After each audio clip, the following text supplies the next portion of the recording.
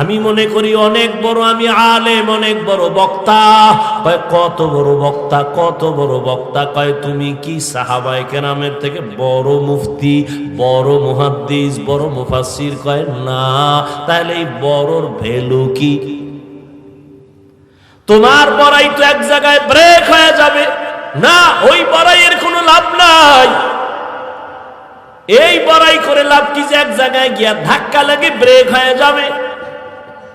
যত বড় মুফতি, যত বড় মুহাদ্দিস, যত বড় বক্তা হই না কেন, সাহাবাদের সাথে তুলনাই হবে না। আবার সাহাবায়ে কেরাম কত বড়, কত বড়, কত বড় এলেমওয়ালা, আমার নবীর সমান?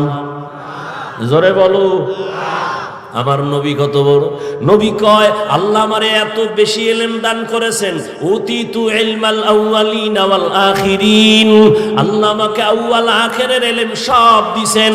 আদমের যা দিবেন ওটাও আমারে দিবেন, মুসা নবীরে যা দিবেন ওটাও আমাকে দিবেন, ঈসা নবীকে যে ইলম দিবেন তা আল্লাহ আমাকেও দিয়েছেন, ইব্রাহিম নবীরে যা দিবেন তাও আমারে দিবেন।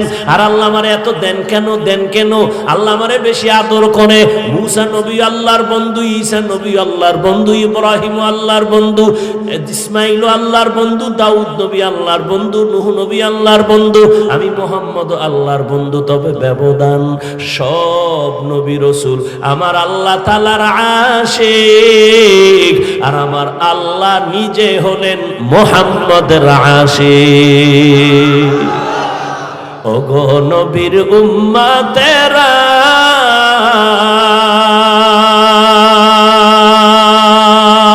হয়ে আজি দিশাহারা,